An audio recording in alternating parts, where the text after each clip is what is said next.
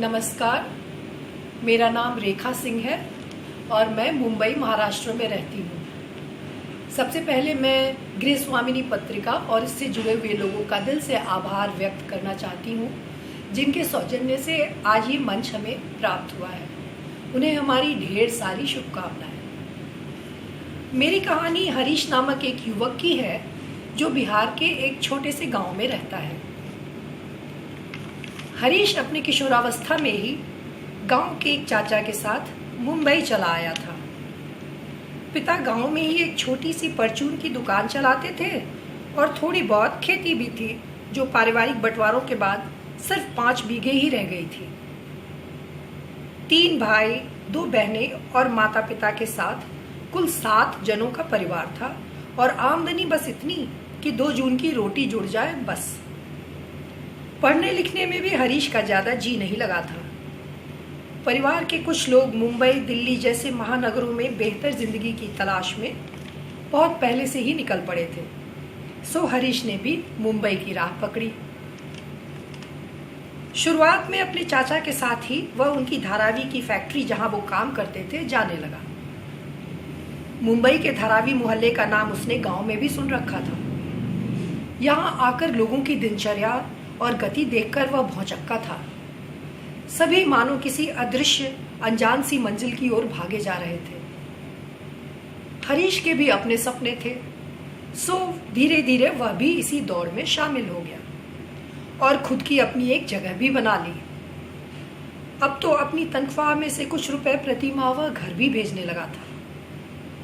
साल में 2 बार हरीश गांव जाता था, होली पर और छठ पर्व पर, और हर बार वह घर वालों के लिए ढेर सारे तोहफे ले जाता था। आखिर वही तो एक शहर में कमाने वाला बेटा था, जिससे गांव में रहने वाले दोनों बड़े भाई अत्यंत लाड़ करते थे। अरे भाई, छोटे की खटिया पे धुली हुई चादर बिछाओ, उसकी मसहरी लगा दो, कहीं बीमार न पड़ जाए। यही आवाजें गूंजती रहती जब भी वह गांव जाता। देवर जी, आपकी पसंद की कड़ी बनाई है, ठीक से खाना, भाभियां भी मनोहार लगाती। हर बार गांव जाकर उसे असीम आनंद की प्राप्ति होती थी। इसी तरह एक बार जब वह गांव क्या गया, अपनी दुल्हनिया लेकर ही लौटा। कालांतर में एक पुत्री का पिता भी बन गया। अब धारावी की उस फैक्ट्री में काम करते करते उसे 10 वर्ष बीत चुके थे। गुजारे भर का अच्छा कमा भी लेता था। वहीं धारावी में ही उसने एक खोली किराए पर भी ले ली थी। कभी कभी गांव में अपने भाइयों की मदद भी कर देता था। सब ठीक ही चल रहा था कि अचानक से कोरोना नामक पिशाचिनी ने धावा बोल दिया और हरीश की दुनिया में उथल पुथल मचा दी। पहले ही लॉकडाउन में मालिक की फैक्ट्री बंद हो गई थी। कुछ दिन तो जैसे तैसे निकले, लेकिन जैसे जैसे समय बीतता गया, हरीश की बेचैनी बढ़ने लगी। उसके आसपास के सब लोग अपने पैतृक स्थलों का रुख कर रहे थे। हरीश के भी दिल में आया, अब काम धंधा तो रहा नहीं, क्यों न मैं भी गांव को चलूं। गुजारे के लिए 3-4 बीघे खेती थी ही, साथ में पिता की परचून की दुकान भी, जिसे अब दोनों बड़े भाई चलाते थे। तीनों भाई मिलकर सब देख लेंगे। उसके भाई कितने खुश होंगे, ये सोचकर अनायास ही हरीश के चेहरे पर मुस्कान छा गई।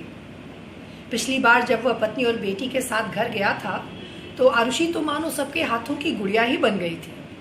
सच में कितना आनंद है सबका एक साथ रहने में। वहां गांव में कितना अपनापन है। यहाँ मुंबई में तो अब हरीश को अपनेपन का कोई एहसास ही नहीं हो रहा था। उसने सोच लिया वह अब यहाँ वापस कभी नहीं आएगा।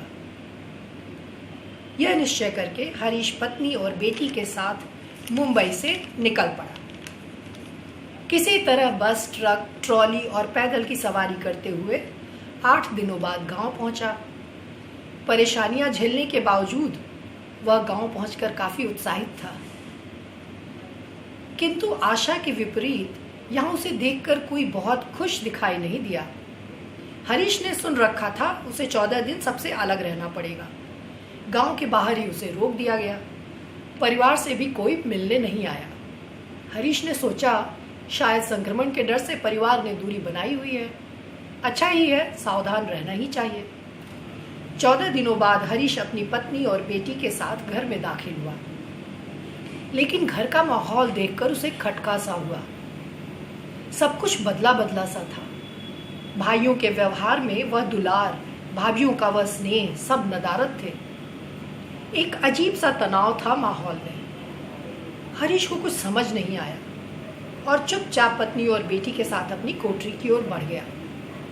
वहां कमरे में बड़े भाई के बच्चों का साम्राज्य फैला हुआ था। बड़ी मुश्किल से बिखरा सामान हटाकर उसने अपने लिए जगह बनाई और खाट पर बैठकर विचार करने लगा। आखिर बात क्या थी? सबके मन में इतना ठंडापन क्यों था? उसने तो किसी का दिल नहीं दुखाया। हरीश ने भाइयों से बात करनी चाहिए, पर उन्होंने कोई उत्साह नहीं दिखाया।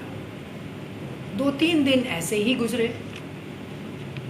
फिर अगल बगल के लोगों से बात करके धीरे धीरे गुत्थी सुलझनी शुरू हुई। असल में उसका गांव वापस आना न केवल भाइयों के अतिरिक्त आय का स्रोत छिन जाना था, बल्कि गांव की सीमित आय का भी साझा करना था। पिता की परचून की दुकान से तो पहले ही भाइयों के परिवार चल रहे थे, अब वहां एक तीसरा दावेदार भी था। खेती से जो कुछ भी मिलता था उसे भी अब 3 हिस्सों में बांटना पड़ेगा। यही नहीं, पैतृक घर में जो थोड़ी बहुत अतिरिक्त जगह थी वह भी छिनने वाली थी। ये सब बातें देख सुनकर हरीश का मन खट्टा हो गया। तो क्या वो सारा प्रेम दुलार सिर्फ दिखावा था? क्योंकि वो सिर्फ चंद दिनों का मेहमान बनकर आता था और ढेर सारे उपहार लेकर आता था? क्या क्या सोचकर वह आया था? उसकी कल्पना का शीश महल जब धरातल से टकराया तो उसके टूटने की आवाज बहुत देर तक उसके दिमाग को झकझोरती रही। फिर उसने कुछ निश्चय कर लिया। अगले दिन सुबह तड़के ही वो बाहर निकल गया। दोपहर तक जब वापस लौटा तो उसकी जेब में मुंबई वापसी की 2 टिकटें थीं। लॉकडाउन खुल चुका था और उसका मोह भंग भी हो चुका था। धन्यवाद।